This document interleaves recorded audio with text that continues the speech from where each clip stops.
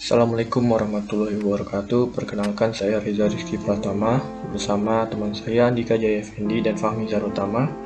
Pada mata kuliah teknologi produksi kali ini, saya akan membahas ringkasan paper mengenai robot panjat magnetik untuk inspeksi kapal laut. Oke, kita langsung ke pembahasan. Saat ini survei kapal memeriksa kapal hanya melakukan inspeksi visual. Untuk mencapai setiap tepat di kapal, scaffolding harus dipasang. Ketinggian umum ruang muat adalah sekitar 15-20 meter. Pemasangan scaffolding biasanya butuh beberapa hari sebelum surveyor dapat melalui proses inspeksi. Maka dari itu, negara Uni Eropa dalam proyek MINOAS atau Marine Inspection Robotic System tengah mengembangkan robot yang dimana robot ini memiliki konsep proses pemeriksaan kapal secara otomatis. Ide utama dari proyek ini adalah untuk memekan dan menguji armada robot semi-otonomus yang dapat memberikan data visual serta data pengukuran ketebalan kepada surveyor tanpa perlu menyiapkan scaffolding. Sementara gagasan untuk menggunakan robot untuk inspeksi lingkungan berbahaya bukanlah hal baru. Inspeksi kapal kargo yang sepenuhnya otonomus masih merupakan tujuan jangka panjang. Ide dari proyek ini bukanlah untuk mengembangkan inspeksi otonomus, tetapi lebih fokus pada alat robotik yang dapat meningkatkan dan menyederhanakan proses inspeksi saat ini. Robot tersebut adalah perayap magnet ringan yang mampu memanjat sepanjang dinding vertikal kapal. Robot ini menyediakan streaming video langsung serta gambar kapal offline untuk diperiksa nanti. Dalam proses inspeksi, data wajib dilokalisasi, yaitu posisi gambar dan video diketahui di dalam kapal. Untuk tujuan ini, unit pelacak 3 dimensi dikembangkan untuk memperoleh posisi crawler magnet secara real time. Hal yang memungkinkan perbandingan data inspeksi yang bermakna selama masa pakai kapal. Karena posisi pasti data dapat disimpan, oleh karena itu direplikasi. Gambar visual 3 dimensi memberikan informasi yang diperlukan untuk surveyor dan memungkinkan akses ke semua data yang diperoleh dalam tampilan 3 dimensi. Robot ini diciptakan untuk mempermudah surveyor dalam melakukan inspeksi. Robot ini memiliki desain dengan 2 buah roda besar yang memiliki magnet dan juga sebuah ekor yang memiliki roda berbentuk cincin. Robot ini juga dilengkapi dengan sensor, penggerak, serta ada kameranya. Robot ini dikendalikan dengan remote control. Alat lain yang digunakan adalah alat pelacak berbentuk kamera yang dipasang di tripod. Gunanya untuk memberikan data visual 3 dimensi pada saat inspeksi. Alat ini dilengkapi dengan 2 motor servo Dynamic Shell RX28, 1 pemindai laser Okuyo, dan 1 kamera monokuler Guppy F036C digabungkan dan juga sebuah LED. Seperti yang ada di gambar di samping ini. Ini merupakan robotnya, dan ini rodanya dengan ada magnetnya, serta ini alat pelacaknya. Oke, kita lanjut. Pada sebuah kesempatan, robot ini dicobakan di sebuah ruang kargo dari kapal curah. Tes pelacakan dilakukan di dalam satu ruang kargo. Kapal ini peralatan ditempatkan di bawah ruang kargo dan pelacak dipasang pada tripod. Proses diuji pada berbagai dinding dengan sifat yang berbeda. Gaya adhesi pada dinding vertikal umumnya tidak mencukupi untuk manuver yang kuat, sementara pendakian dapat dilakukan pada sebagian besar dinding. Pada dinding dengan kemiringan sekitar 30 derajat ke bidang vertikal, crawler dapat diarahkan dengan mudah, bahkan melewati rintangan kecil seperti sambungan las atau penyok. Hal ini menunjukkan bahwa magnet pada robot cukup baik sehingga dapat menempel pada dinding ruang muat. Penggunaan robot ini bisa dibilang cukup akurat, tapi kendala pada robot ini adalah pada saat bermanuver pada sisi bidang yang berbeda, namun diharapkan dapat diatasi. Sementara transmisi sinyal RC35 MHz untuk mengontrol robot bekerja dengan baik, bahkan di jarak sekitar 20 meter.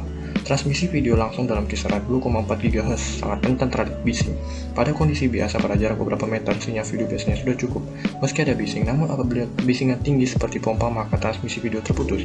Unit pelacak pada pengikut crawler dengan baik selama batas kecepatan tertentu, namun demikian kesalahan penelusuran tetap ada, mendeteksi posisi crawler dalam kisaran 0,5 meter pada jarak maksimum 15 meter, karena unit pelacak hanya menyesuaikan jarak yang dapat ditempuh. Pencocokan data dari gambar yang diperoleh ke lokasi yang terdeteksi bekerja dengan baik, meskipun hanya satu pengukuran yang dapat diselesaikan karena masalah dengan transmisi video. Namun demikian, setelah pengoptimalan faktor-faktor ini, crawler ringan dapat berfungsi sebagai alat yang berguna selama inspeksi di ruang muat besar atau bahkan dengan palka. Ini adalah proses inspeksi yang dilakukan dengan robot tersebut di gambar di samping ini. Mungkin cukup sekian dari saya, selanjutnya akan dilanjutkan oleh teman saya. Assalamualaikum warahmatullahi wabarakatuh. Nama saya Fahmi Zarutama, NIM 09181020 dari Teknik Perkapalan 2018. Jadi pada kesempatan kali ini saya akan melanjutkan presentasi dari teman saya dan menjelaskan tentang kekurangan dan kelebihannya. Yang pertama, saya akan menjelaskan kekurangannya dulu. Yang pertama yaitu robot ini masih pada tahapan prototype, sehingga masih belum sempurna dan masih banyak kekurangan. Dan yang kedua, robot ini memiliki ukuran yang kecil, sehingga pada saat melakukan proses inspeksi pada kapal yang berukuran besar akan membutuhkan waktu yang relatif lebih lama. Nah, selanjutnya ada kelebihannya. Yang pertama yaitu robot ini dapat memberikan data visual serta data pengukuran ketebalan kepada surveyor tanpa perlu menyiapkan scaffolding atau alat pembantu untuk memanjat sebelum proses inspeksi. Dan yang kedua, robot ini mampu digunakan untuk inspeksi lingkungan yang berbahaya. Dan yang terakhir, karena robot ini bersifat autonomus, sehingga proses inspeksi dilakukan secara otomatis dan juga bisa lebih efisien dan relatif lebih cepat.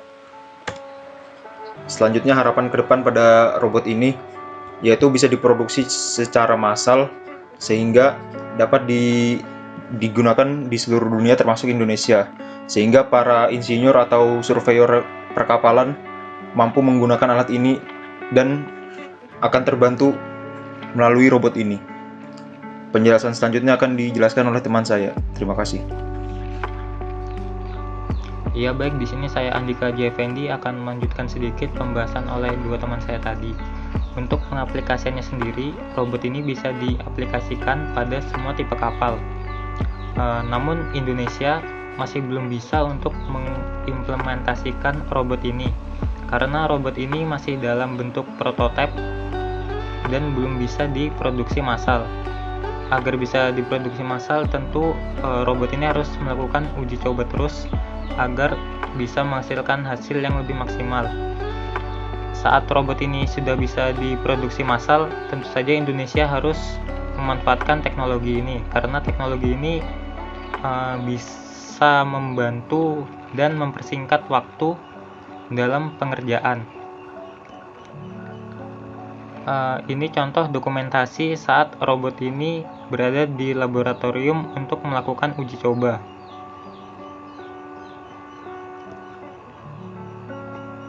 Untuk daftar pustakanya sendiri, paper ini kurang lebih menggunakan 12 referensi.